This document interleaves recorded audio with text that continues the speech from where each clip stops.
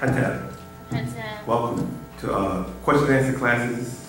These are classes for those, not just people that know, but people that have been around for a long time. These classes are classes that deal with our doctrine. There's Malachi Kabay, New York. You see right here in the picture behind me. Our master teacher, our master who teaches the doctrine of Wu-nuwaup for the last, 40 years? 50? From 1963, 67, up to the day. What happened is with Wu-nuwaup is an ancient spiritual science, African science, not religion, but it's a culture that was going back to ancient Egypt, ancient Nubia. And what happened is, since we've been kidnapped 400-something years ago, we're being reintroduced to our natural culture, in our natural way of life. So this higher science or spiritual science is dealing with a lot of the stuff that our ancestors left behind on the walls of Egypt. And to this day, a lot of the stuff that we have now that we call modern day technology was given to us through the Caucasians who came into Egypt and took the information back and brought it here and used it, and seen that they invented a lot of stuff when it actually came from our ancestors. So all the technology, all the stuff that the leisure, the easy, the technology, for everyday life came from these ancient teachings and ancient culture and technology. So what we do in Wu-nuwaup is we try to give our people back that culture, because a lot of people have been indoctrinated for years following other people's cultures. And no one ever say, well, why do we have to follow this? But you gotta remember that we were taught by our parents, and they by their parents and by their parents. So we accepted these cultures or these religions only because it was passed down from generation to generation. But we never questioned, why do we have to follow this and where did it come from? We never asked that question. We always just accepted it and believed it, but we don't know anything about it. So the stuff that you, as a child, when you used to ask certain questions about it, your parents said, well, you can't question God. But did it not say the Bible asks, and you shall be answered, seek you shall find, and knock the door shall be open? Try the Spirit to see the Spirit of God, right? So, as a child, you ask simple questions, but they couldn't answer them because it was too complex for them. But it was just so simple. They're like, well, who created God? And they say, well, no one knows. Then why do you give me a book that's incomplete? Then when you go into different cultures, people say, well, who was first? It's always about who was first, right? But you got to remember that if you go into the Bible, they only go back to Adam and Eve. But in the book of Genesis chapter 1, it says, let us create man in our image and after our likeness, right? And he said, be fruitful and multiply and replenish the earth. He created them, male and female created them, right? So chapter 1 is talking about creating beings, and chapter 2 is talking about a being that was formed from the dust of the earth. Now, Christians try to say, well, this is the same person, but one is created, one is formed. Now, when you go further in Genesis chapter 4, it says that Cain killed his brother Abel, right?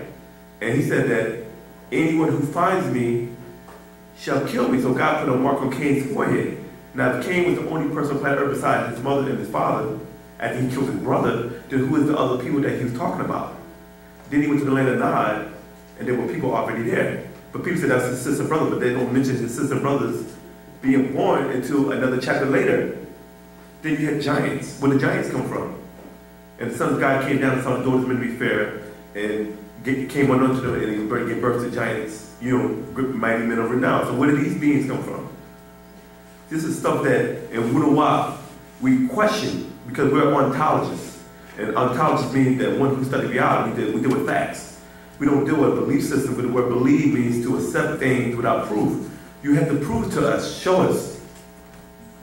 You feel me? So a lot of it's not that we're going against the Quran, we're not going against the Bible, we're not going against the Torah. All we're saying is that your books are based on beliefs. But a lot of stuff in your books came from us first. Meaning that when Abraham came to Egypt, remember that? And they said Moses wrote was responsible for the 10 Commandments. And if you read inside of your Bible, where's my Bible? You read inside your Bible, go back and get my Bible. You say, and if you read in your Bible, it says the first book, Genesis is the first book of who? Do y'all know? You know Genesis is the first book of who? How about you? It's the first book of Moses. You know what I'm saying? But Moses was raised where? In Egypt. Right? Now, It says in the Genesis chapter 26 that Abraham followed the laws. Now, the word for law in Hebrew is the word Torah. This is the books that the Jews call their holy book. Now, if Moses came with the Torah later on after Abraham's death, right? Then what laws would Abraham follow if Moses had got the laws from God on Mount Sinai? Right? So that means that there was already laws that predated Moses. So under the perception that we were taught in Christianity is that Moses came with the lawgiver, but there was already laws, and Abraham was in Egypt with his wife Sarah. Now the question is that if he was in Egypt, that means that the Egyptians had what? Pyramids and temples there, right? And they had carvings on the walls. In ancient Egypt, they have a book called Coming Forth by Day, but the Caucasian call it the Book of the Dead. And inside of the Book of the Dead, you actually find the same laws that you find in the 10 Commandments, or the 613 laws that the Jews follow. But what's in Egypt, Abraham went to Egypt. You don't see where this is going at? And then later on, Abraham gave birth to many nations: the Israelites, the Ishmaelites, and the Midianites. These are the 3 tribes that came out of him. That's what God said, you shall become a father of what? Many nations. You know what I'm saying? So these laws were already here. It said that people have to understand that in Africa, we had it first. You got it later on. When Moses came there to the Israelites and gave you the same laws. But we already had this knowledge in Africa. Because how were the Egyptians able to build these pyramids if they didn't get knowledge and sciences and stuff like that? So where did they get it from? Christians and Muslims say, well, they got it from God. So why would God give them the higher sciences and give you laws if they didn't already have laws? You feel me? So they were already getting this information. It's that the Israelites, the Muslims, and the Christians got it late. The Egyptians already had it. So in Wu-nuwaup, we're going back to the source before they got their hands on it and start adding beliefs to it and adding this and adding that. You know what I'm saying? We bake the cake, but now you're going to put your own icing on it, and your own cherry, and your own little decorations. And it looks good. But then you realize that the cake is actually more healthier than the chemicals they put on top of it. The chemicals they put on top of it, which you consider beliefs. You feel me? So anybody, sorry about that. I've been down 5 points all day talking, so my voice, I'm trying to keep my voice up. So our spiritual science, this is what we teach. So any questions? Do you have any questions? Were there any pyramids in Africa before there were in Egypt? Yeah. If you go to a place, there's certain places, right? In Nubia, you heard of Nubia? Yes. Sudan. Sudan had more pyramids than Egypt. I think Egypt had like 120 pyramids. Sudan got like 220. They had more pyramids, and they're older than the ones in Egypt. Because you got to remember that when you deal with the Nile civilization,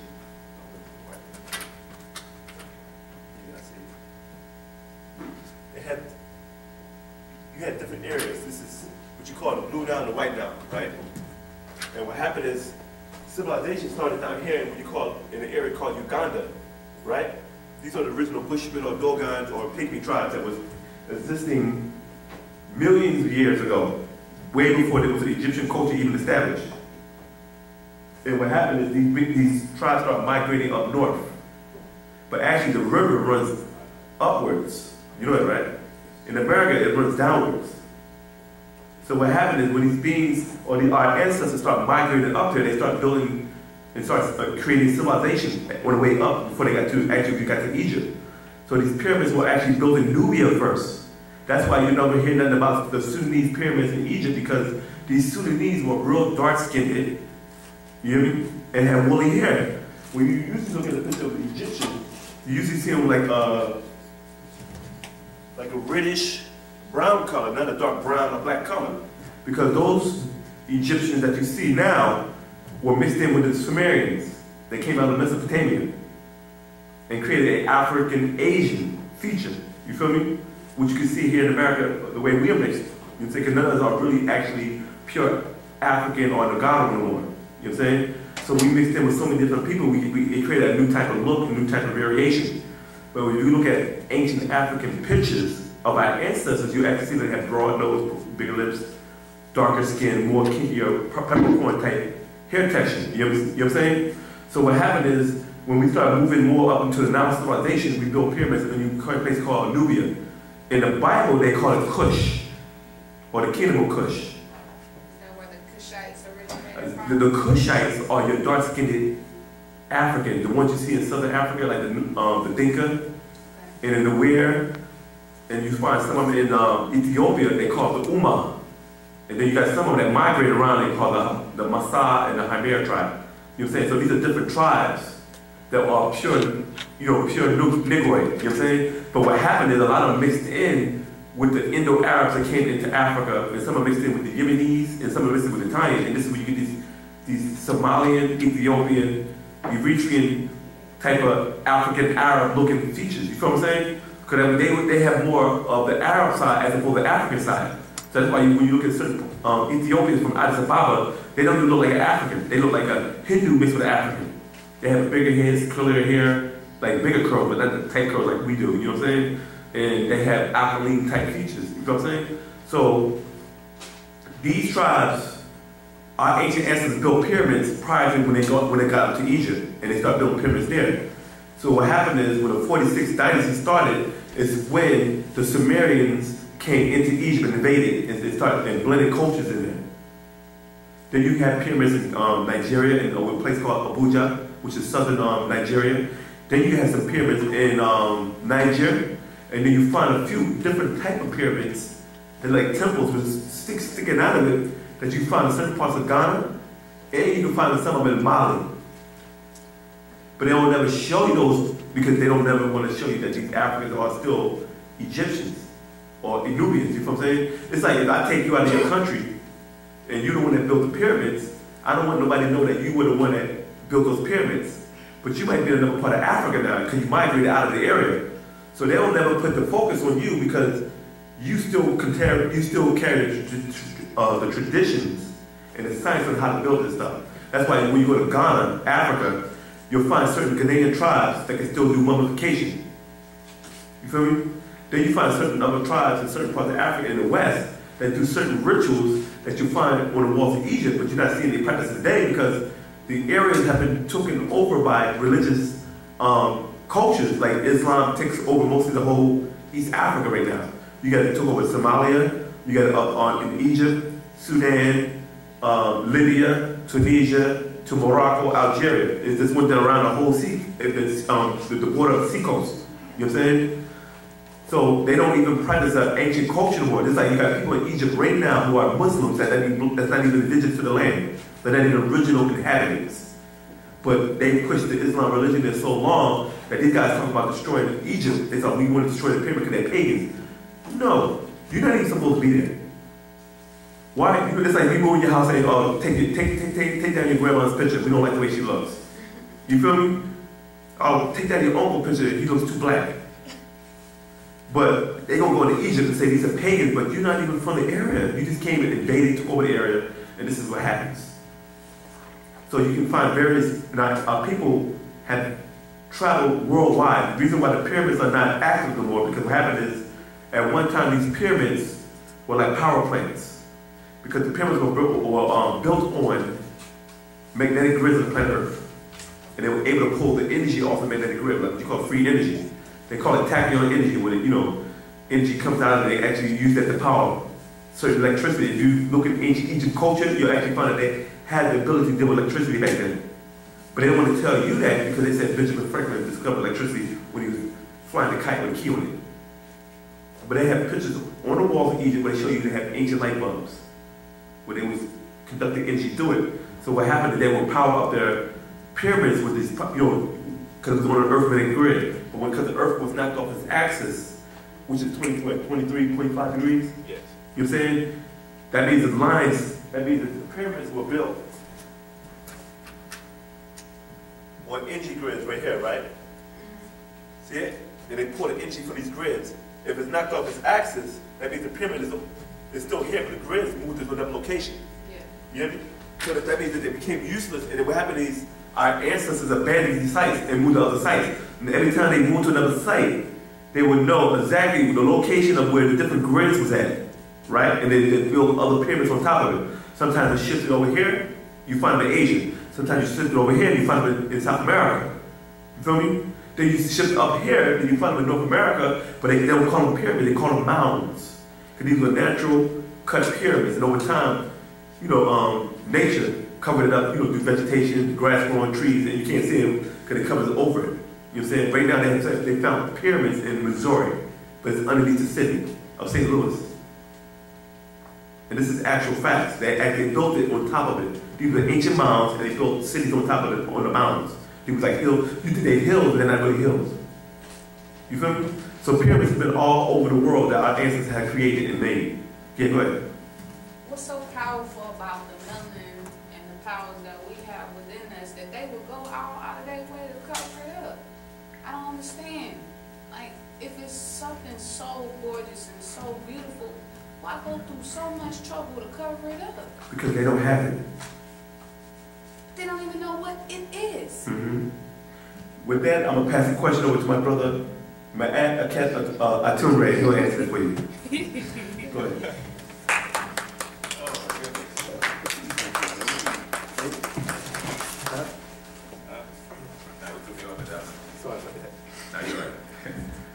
How's everybody doing? Good. All right. I didn't quite catch your question. What was your question again? Okay, let me roll back. If something is so beautiful, then why would they go through so much trouble to cover it up? All right. First, understand this. Every group of humanoids or human beings on this planet possess a specific nature. You have your personality, but then as a root race, you have a certain nature. You know what I'm saying? And it is a fact that the African people are the most compassionate. That's a fact. You go to places in Africa, and people will open doors to you as a stranger, or they see you as family. We have done that in the past, you know what I'm saying, to other groups of humanoids or other races, as we say, and the end result, you know what I'm saying, like what took place from the 1600s up to the condition of the African Americans here today, we were robbed. You know what I'm saying? We opened our doors and this is what happened. And even then, we didn't understand the mentality of those who invaded and took advantage of what we gave freely. There's a saying our master teacher said, I will give you all that I have as long as you share it with me. And that is the nature that we possess as African naturally. In this day and time, we've adopted an alien nature, meaning that in order for us to survive in this environment that's created for us, we have to adopt a different kind of mentality. You know what I'm saying? A dog-eat-dog world, or do for self, you know what I'm saying, kind of mentality, when in fact we possess a compassion. I'm bringing this point for a reason, right? To try to understand why they, or let's just say the Caucasian race, work so diligently to keep us from realizing our potential and our power, you know what I'm saying, both psychologically and physically, is because he understands who and what we are. And as long as we are asleep, he wants to keep us in that condition to keep this rule going. So he will not educate you about you and your true nature. He will always educate our children about their history goes as far back as slavery, and that's it. He can't go any way beyond that because, first of all, he is the one who established slavery amongst us in the first place. You know what I'm saying? We were the victims of being kidnapped, some of us, because some of us walked here millions of years ago and brought us over here, right? And we were a result of a 400-year experiment to transform the African into the Negro, both psychologically and physically. You know what I'm saying? And in doing that, we lost our potential and we lost the knowledge of self and kind. We lost our spiritual sciences. We lost understanding how our body works, how it's a tuning instrument. We lost the fact that we are supposed to submerge in the sun up to 9 hours in a day, which explains why we have so many mood disorders or sicknesses, things of that nature. Our connection to the sun, because of that blessing that we have called melanin. Out of all the races on the planet, we are the most blessed. We are rich in melanin. We are the only one with that kinky hair.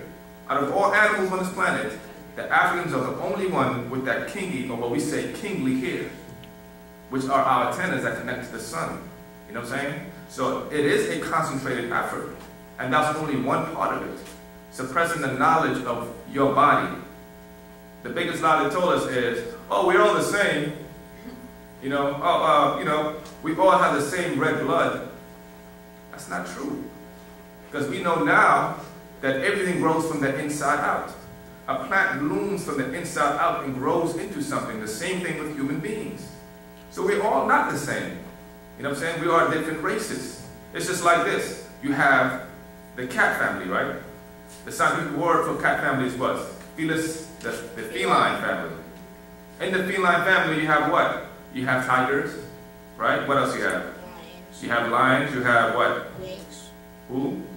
Lynx. We have jaguars. We have panthers. Cheetahs. We have cheetahs. You know, just to name a few. But they all belong to the lion family, right? Would you see them? You know what I'm saying? They respect each other's boundaries as what they are by natural nature. You know what I'm saying? A lion is in the field. That's his territory. A cheetah is also in the field. You know what I'm saying? A jaguar climbs the trees. That's his territory, right? And you will never see them, what's the word called? Together. Together. Yeah, mingle. But like a word, I'm looking for another word. You won't see them do what human beings do. In other words, you know what I'm saying? You won't see that. You know, unless they're in captivity. And that's a serious point also. Unless they're in captivity, you'll see a lion mate with a tiger. Yes, to procreate or by force. It's like, okay, that's all you got. That's all you got to work with. You know nothing outside of these bars or cages. So that this is what takes place. Now look at us the same way. We've been forced and brought here. We've been given an education that's not ours, that works against our nature, right? We've been given the wrong kind of foods, the wrong kind of medications, everything that works against us. And the question is, of course, why would they go to such effort to keep their rule going? Because they know their time is up. Their time is up. These are the winter people who were supposed to rule for 6,000 years, and their time is up. It's time for the people of the sun to resurrect again. And we are the people of the sun. We can tolerate the most sun. In fact, we can tolerate the most pressure, psychologically and physically. And that's a natural fact. We make the best athletes, right? Not only with their sports, which they call from the Spartans, basically. You know what I'm saying? But also, we beat them also in the court systems. The best lawyers, you know what I'm saying? The best doctors, the best inventors was us, and still is us.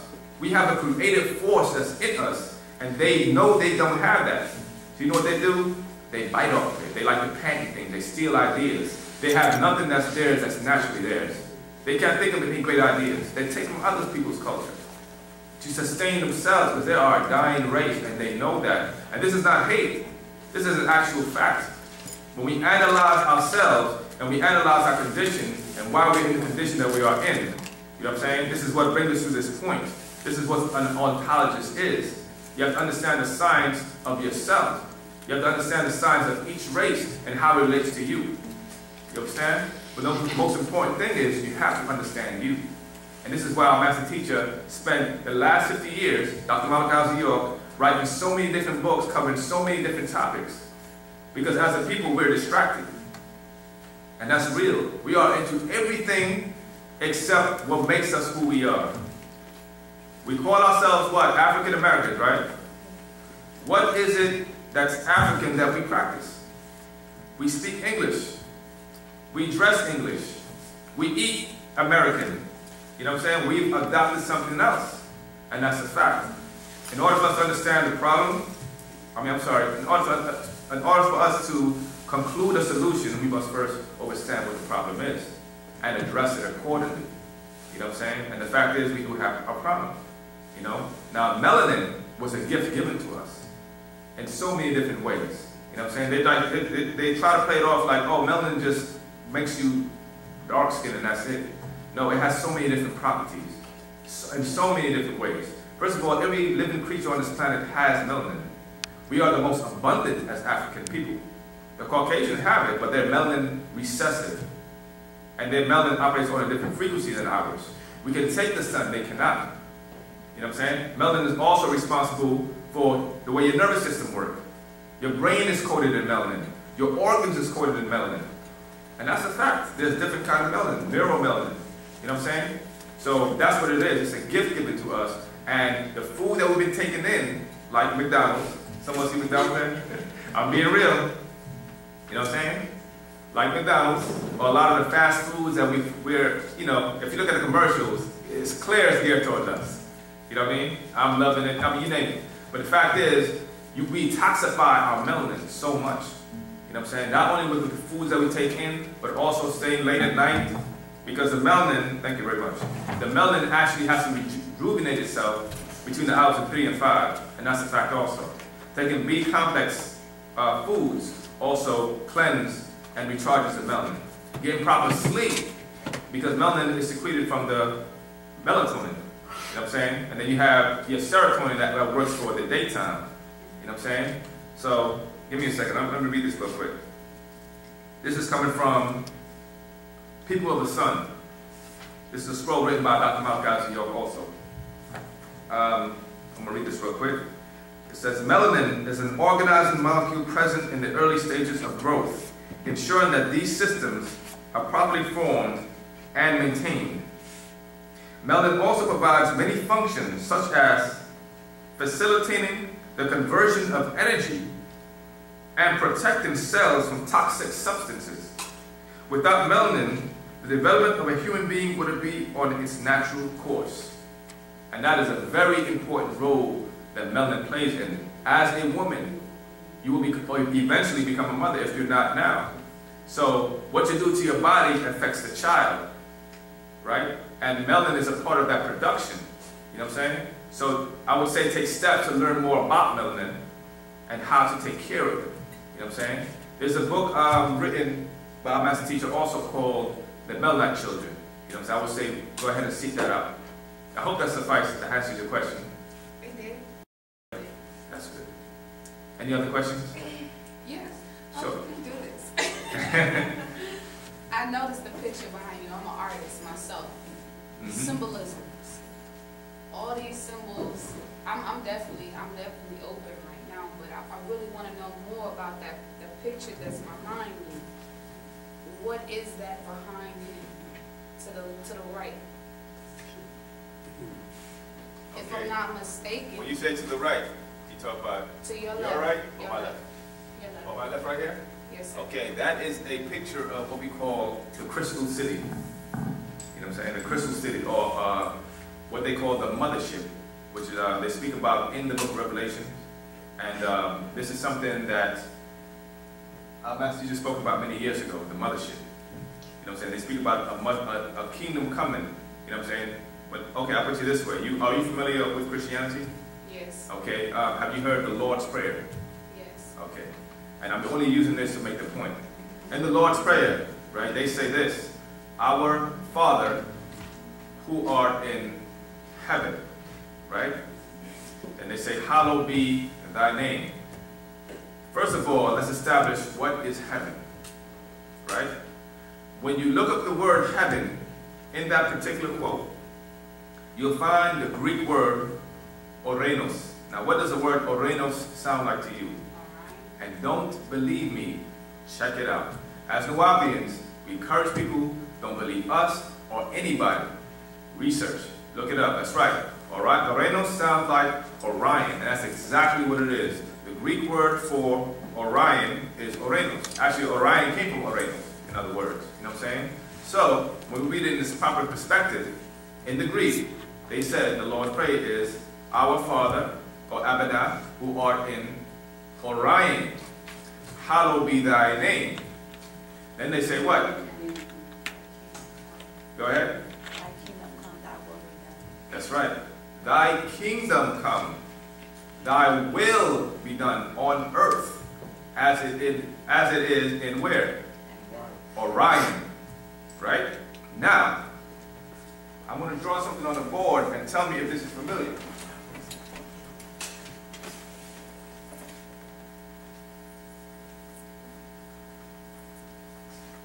And this is going to tie to what what you're looking at too.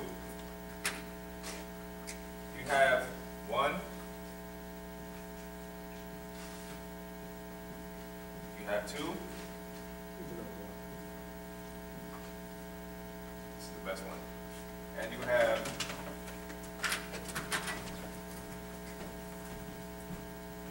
this is not the best one. You have 3. Right? Those are the 3 pyramids of what? Giza. Of Giza. Not only are those 3 pyramids there, but you also have different other structures. And the thing about it is, and this is a fact, that these structures line up with a particular star system. Right? In ancient times, it was the belt of Osir, or Osiris. In this day and time, they said it is Orion's star constellation. And those 3 pyramids was the belt of Orion. And you had different kind of structures, like the different temples, that mirrored the constellation of Orion. So guess what? This shows, as an actual fact, that the Christians borrowed this concept from the ancient Egyptians. How do you know that? Because also in the Great Pyramid, you have the 2 shafts that pointed to 2 star systems. One was Orion, and the other was Sirius. Right? They said Orion was where Osir came from. And Sirius was a star that Asset identified with. Women come from Sirius and men come from Orion. In this day and time, they say, what, men come from Mars, women come from Venus? Yeah. They borrowed all this. But the fact is, it shows you that these people were in tune with beings from other star systems to be able to map out a diagram of structures that till this day, they cannot figure out how it's built. Our ancestors, Africans, because we know that Africa is, we know that Egypt is where? In Africa. In Africa. It does not belong to the Arabs. The Arabs came in later and invaded and raided and pushed the indigenous people out and supplanted them, just like the Americans or the Caucasians came to America and did what? They pushed the Native Americans out or killed them, massacred them, and took over and established the United States of America. History has a way of repeating itself. But the fact is, those ancient Tahites, or those ancient Egyptians who were pre-dynastic, had a science that cannot be matched to this day. They had to get it from somewhere, from someone. The fact is, these Caucasians, who are only 6,000 years old, try to find all kinds of ways to deviate from the fact that our ancestors were the most intelligent. Because every race on the planet came to Egypt to learn. You'll find Chinese people on the walls of Egypt. You'll find Caucasian people on the walls of Egypt. You'll find Indians on the walls of Egypt because they came to the center of the world at a time which was ancient Egypt. And the Great Pyramid sat perfectly on true north. How was it built? Who gave them the technology to build it? In this day and time, they got all kinds of programs that we've been saying for the last, 40 years. Ancient aliens, ancient astronauts, we knew about these things, and we've been putting it out there. People thought we were crazy. The fact is, they are us. We have a certain type of DNA that's in us that's not of this world, and they know this. And you can find this as a fact. You know what I'm saying? We were in tune with beings from beyond the stars who intervened and gave us a certain type of quality and genes. We were the most blessed as African, genetically, and we placed on the best part of the planet Earth. You have a cell phone? That's right. Did you know that there are certain minerals or certain elements in that cell phone that can only be found in Africa? That's right. Look it up. You know that, right, sister? Can only be found in Africa. This is why they spend so much time keeping the chaos in Africa, trying to keep Africans disunited. And that includes the Africans in America from identifying with Africa and Africa's Egypt. Because the moment you're conscious of yourself and the moment you identify with your people, they have a problem and they know that. Because we know the games they play here in America. And we know what they try to do around the world to other people. You understand? So history has a sense of repeating itself. But the fact is, we were in tune with those beings. So now, when you look at that Lord's Prayer again, you see it differently. You see that those beings, our people, were in tune with the beings from Orion's star system. What's so interesting is, you've heard of Stonehenge, right? Yes. Okay. Stonehenge is a monolith, right? Which is giant stone structure. And they try to always push Stonehenge so much, but did you know that the oldest star map, right, that has a diagram similar to Stonehenge, but even more elaborate, can be found in between the borders of Egypt and Sudan? A place called Pt.1 today. And they said it is the oldest star map on the planet. It's so old, right, that as they start to take their supercomputers and analyze how these star maps were aligned and attuned, they start to realize that they go back thousands of years ago, before the pyramids, thousands of years ago. And so they're saying, how can these people who date back 25,000 years or more know these sciences? How will they attune the star at that precise accuracy? Look it up, Pt.1, you know what I'm saying? And that's between Sudan and Egypt. Again, Africa. So we knew these things. So those beings were considered as extraterrestrials. Later on, they became the gods of the Bible, or they became identified with the gods of the Bible. They took those stories and they fabricated another story and gave it back to us called the Holy Bible. There you go, just believe in this. Don't ask any questions, right? Just accept it. Or nobody but touch my beliefs. That's what you run into people when you talk to people on an intellectual level. When you ask questions. And understand this, we're not here to destroy anybody's faith. That's not the job of the Wu-nuwaup, right? Our job is to set the record straight. Our job is to wake our people up. You know what I'm saying? To make you realize, if you want Christianity, we will give you all that you need to know. We will give you the truth about Christianity. Whether you like it or not, truth is truth. You know what I'm saying? Truth must come, and false things must perish.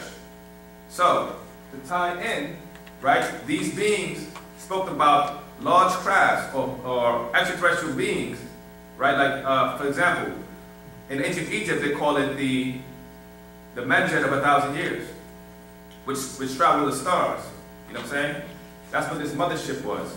Later on, it became other things in history or in the Bible.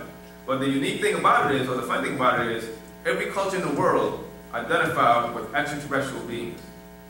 And extraterrestrial simply is this: anything that is extra to terra, which is a Greek word, exactly, from the astrals or stars. That's all it is when you look at the definition. So they knew that there was intelligence out there, and they identified with those beings as their ancestors. So this picture right here is symbolic of who we consider our transmitter. Spiritually, he is known as Wu-nuwaup, which is a Wu-nuwaup word for the master Yanun, or the master of heaven and earth, who we know as is an incarnation in this day and time to give us the right information, or the right knowledge, the right wisdom, and the right understanding, to raise us spiritually, you know what I'm saying, and mentally to who and what we are in this day and time. That's who he is. An incarnation, an event that happened every 25,000 years. What they call an avatar, that's a Hindu word, for the Arabic word ilmutajasida, which means an incarnation. You know what I'm saying? Or someone who comes into the flesh. And it's nothing spooky, you know why? Because all of us, do you have a soul? I would like to think that we all are. I like that answer. Do you have a spirit? Yes. You have a personality? Of course. Absolutely. And you have a body, right? And you know that you're not just physical. So you have to come into this vehicle to animate it, to express yourself here on this planet. You are, everybody here is an incarnation. I like to call it an astronaut suit. That's a nice one right there too, an astronaut suit. You know what I'm saying? But everybody here is an incarnation, to incarnate, carnal, to come into the flesh. But you have beings who are reincarnated, and they come here for a specific purpose. So this is our master teacher, Wu-nuwaup. He came for a specific purpose in this day and time to wake those star children up again. This is why when we read his books or listen to his tape, it has a working within our DNA. We know it's the truth. You know what I'm saying? That doesn't mean we sit back and believe. No, we know. We research, we investigate. Something feels right about that. You know what I'm saying? And we can back it up. We can back it up, yes. You know what I'm saying? So that's what, this is the picture of him. On here it says Wu-nuwaup, which is our spiritual science. What you see here on this headpiece is what's called the Unk Tweet.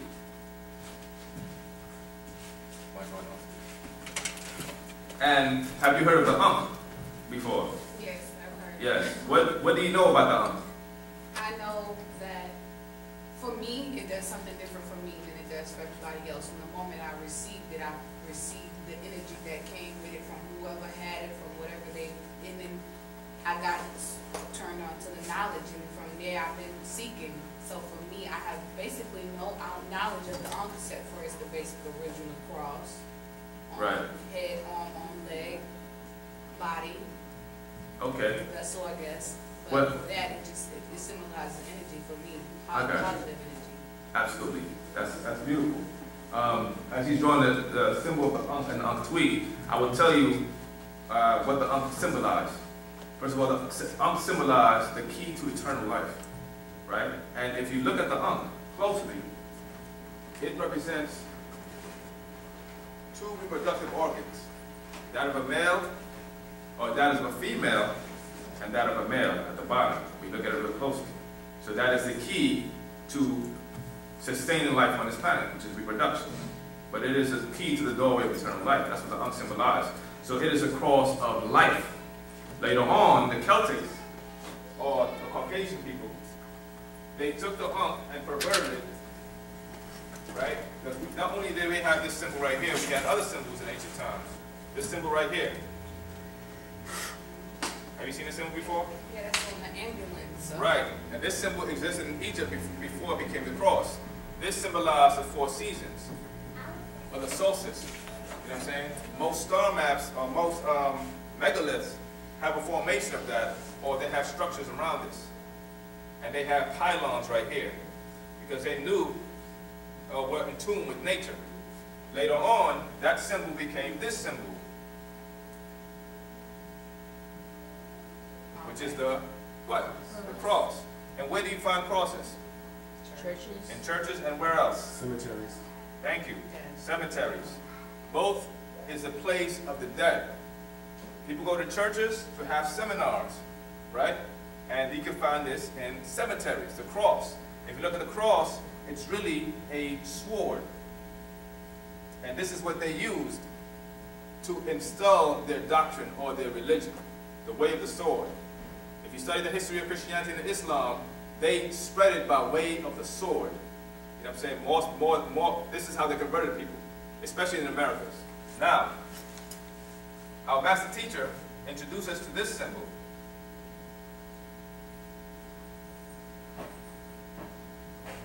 Excuse me, the stick-man figure. But this right here was an Ankh that he gave us, and he said this is a symbol of the ever-living. There was an Ankh with a Messiah on it, you know what I'm saying, or a Jesus figure on it.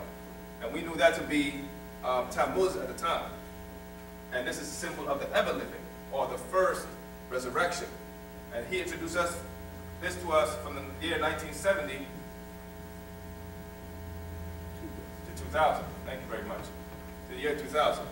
We wore this symbol, and we was in the era of information.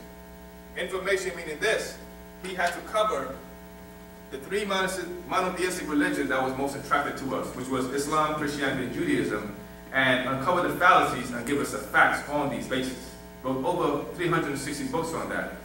In this day and time, after the year 2000, he introduced us to this symbol. A brand new symbol. Nobody brought this to America. Nobody's wearing this except the Wu-nuwaupians.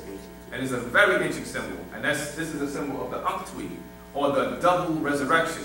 We say the double resurrection because this is a symbol of the coming in of the new sun cycle. The new sun cycle, again, it ties into this symbol. But I'm going to draw it differently. You have 6,000 years, 6,000 years, 6,000, and 6,000. 612, 1824, which gives us 24,000 years, right? Which dives into the precession of the equinox. Each cycle represents the summer, or the sun cycle, and sun cycle, moon cycle. That's right, moon cycle, and sun cycle.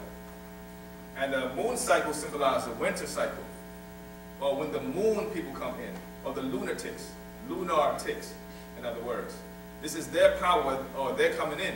So for the last 6,000 years, the people of the sun, it was not our time to rule by the ways of natural nature, right? So these cycles, right, again, when you look at it, you'll see that same symbol before, right? We knew about the cycles of the universe and how things work, right? So we knew once all cycle completed, this will be the completion of the 24,000 year cycle.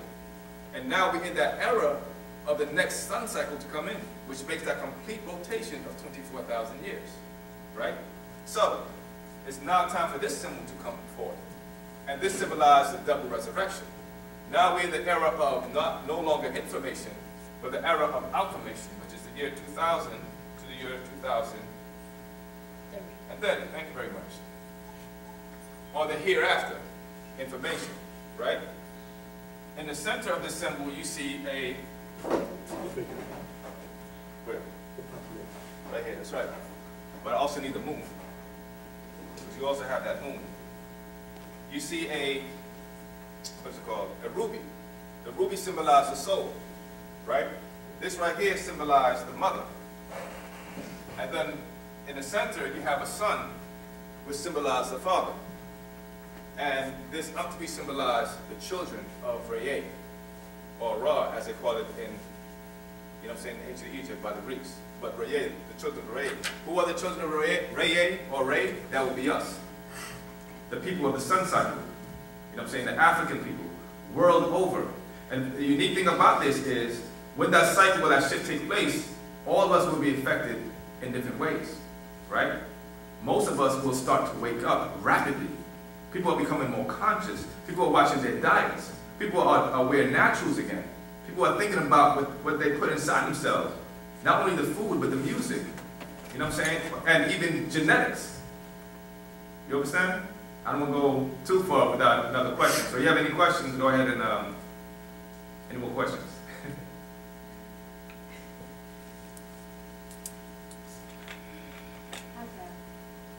Oh, that's it. Question in the back. Hatta, Antonio Johnson of Tryon, Georgia would like to know, he has several questions actually. His first question is, what is the difference between soul and spirit? Okay.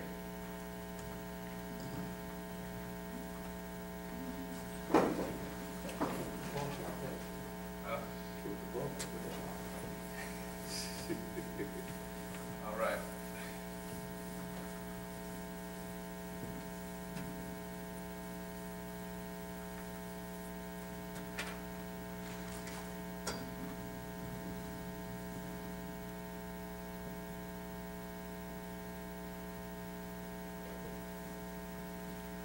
Okay, soul and spirit. Now, to answer the question for Antonio, he's Antonio Johnson, right?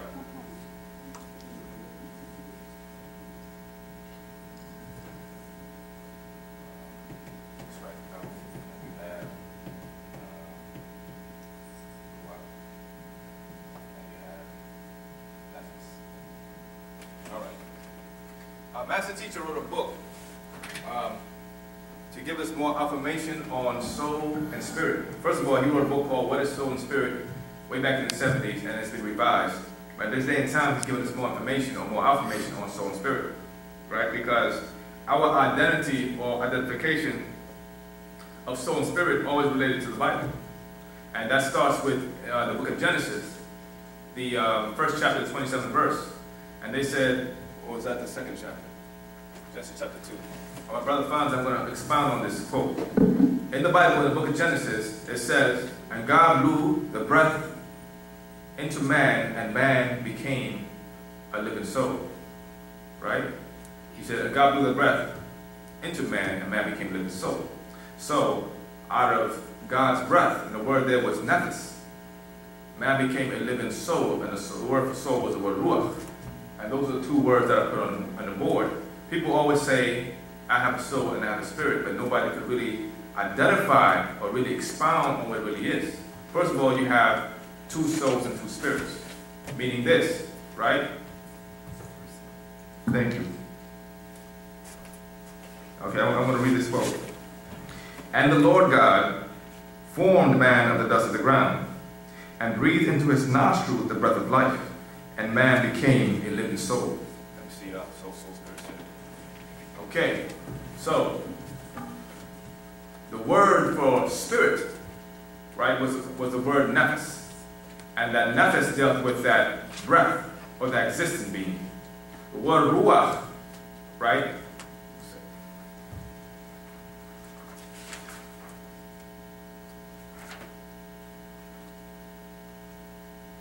Okay, and I will take you here real quick.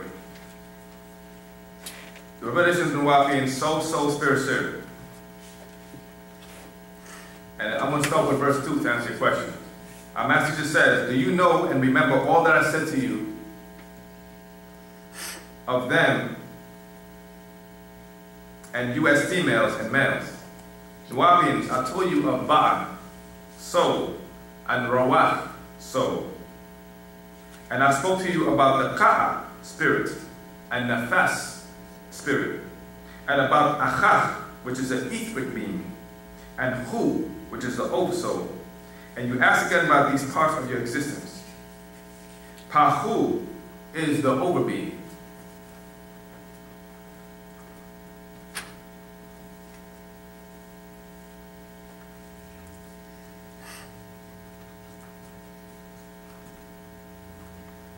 Pa'achach is the etheric being. Pa'ba, which is a higher soul, is a creative, expressional being. Right? Then you have Parawah, which is the breath of the living being. So that would be that soul. And that ties into that chapter. When God blew the breath, when they said, God blew the breath into man, and man became a living soul. Then you have what you call Pa'ka, which is an exoplasmic being. Then you have Pa-nefesh, which is a living being. And then, number 7, you have Ha-chatat, which is a physical body. So, you have one kind of spirit that sustains the body. That's a living being. So everybody here has that spirit. Then you have the that's that word, it's a tongue twister. Exoplasmic you.